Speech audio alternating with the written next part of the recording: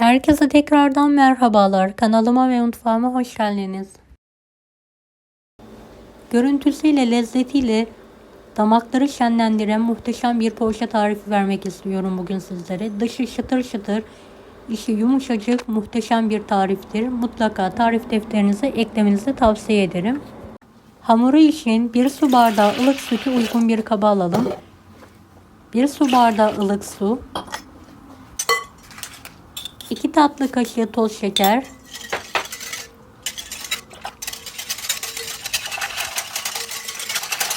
1 paket kuru maya, 1 miktar un ilavesi yapalım. 2 tatlı kaşığı tuz. Tüm malzemeyi karıştıralım.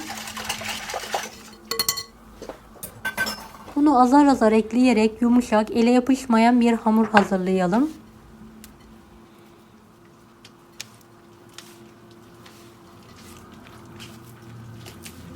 Toplamda 5-5,5 su bardağına yakın un kullandım.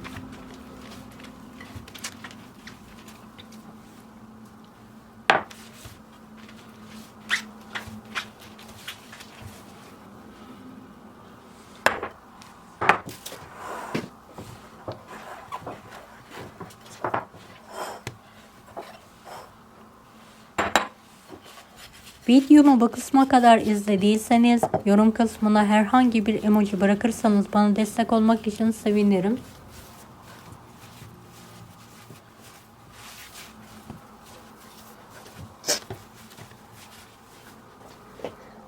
Hamuru aynı kaba alalım ve mayalanması için kenara kaldıralım.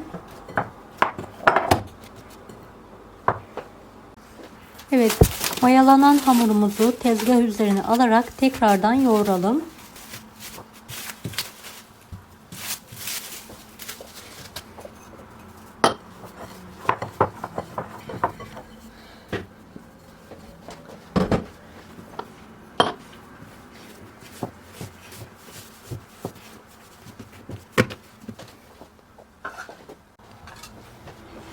Küçük bezeler halinde keserek yuvarlayalım.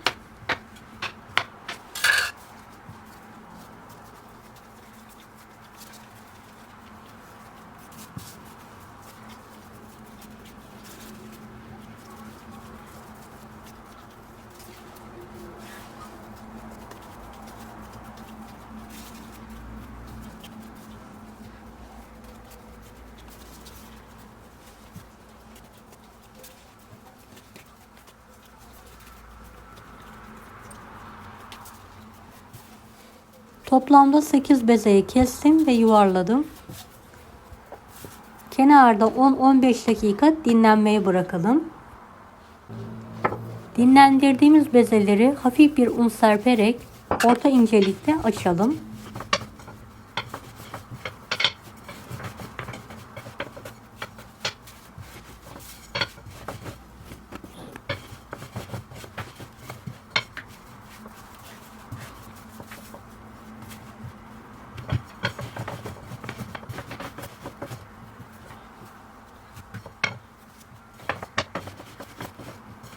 Tüm bezeleri aynı büyüklükte açmaya devam edelim.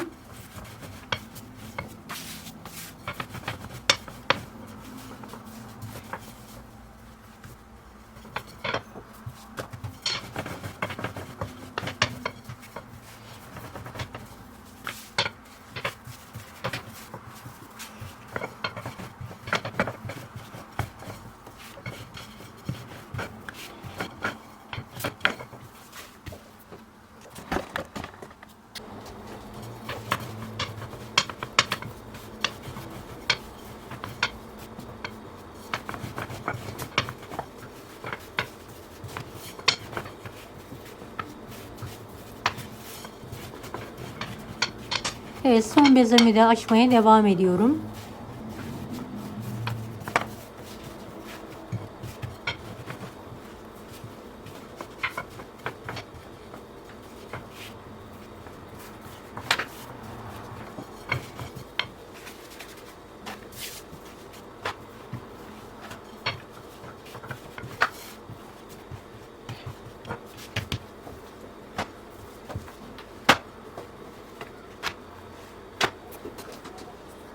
Açtığım yufkaların üzerine sade yağ sürelim.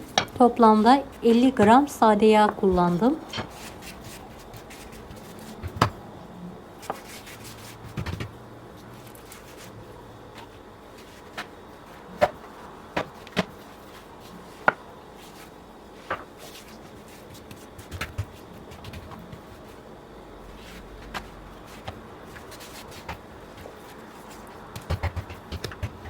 Hazırladığımız yufkayı ortadan ikiye katlayalım.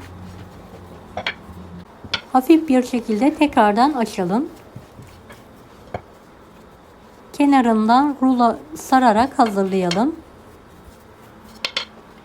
Evet, diğer yufkaları da aynı yöntemle hazırlamaya devam edelim.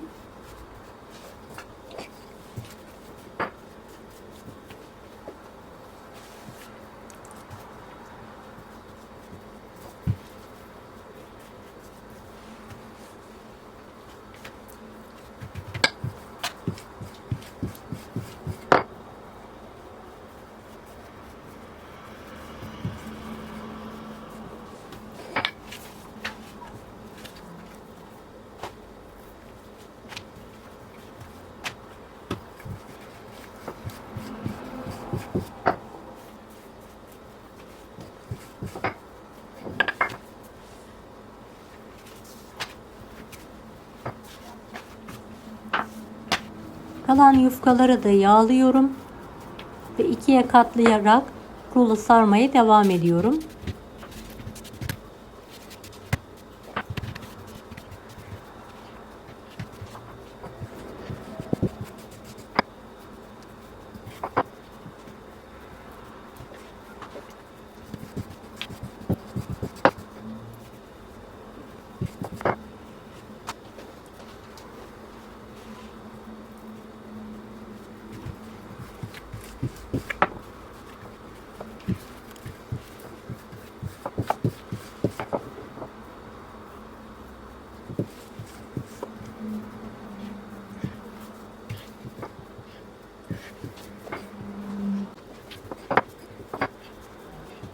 Ruloyu tam orta kısmından keskin bir bıçak yardımıyla keselim ve büzdürerek şekil verelim.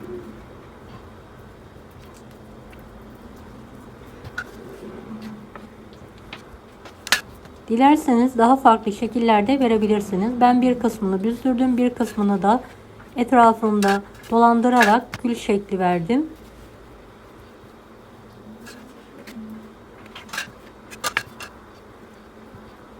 Evet, tümünü hazırlamaya devam ediyorum.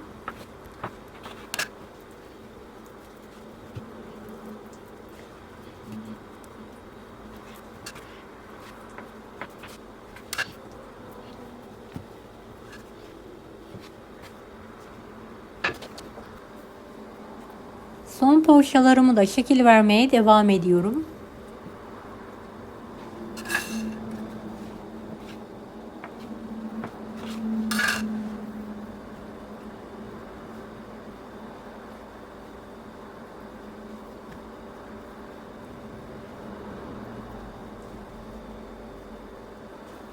Hazırladığım poğaçaları fırın tepsisine aralıklı olacak şekilde alıyorum.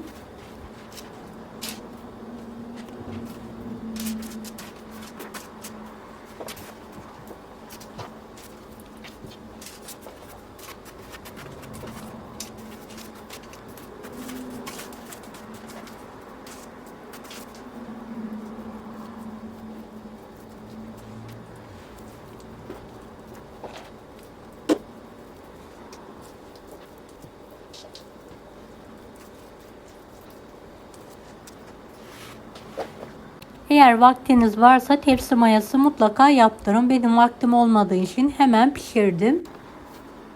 Üzerlerine bir adet yumurtayı biraz sütle çırparak sürüyorum.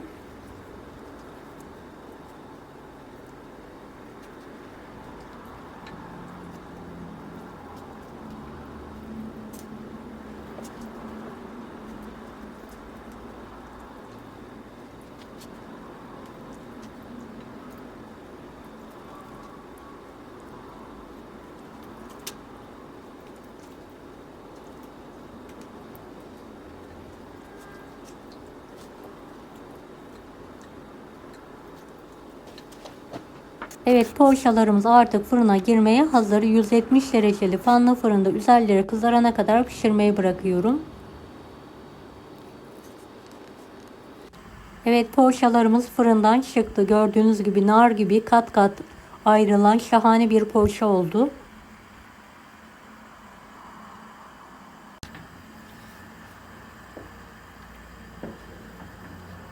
Hem görüntüsüyle hem de lezzetiyle gerçekten şahane bir tarif.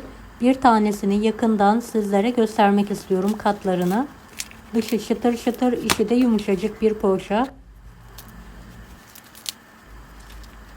Deneyecek olanlara şimdiden kolaylıklar dilerim. Kanalıma ücretsiz abone olmayı unutmayın. Bir dahaki videolarda görüşmek üzere. Allah'a emanet olun. Hoşça kalın.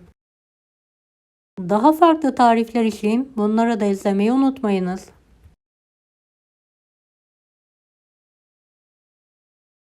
Afiyet şifa olsun herkese.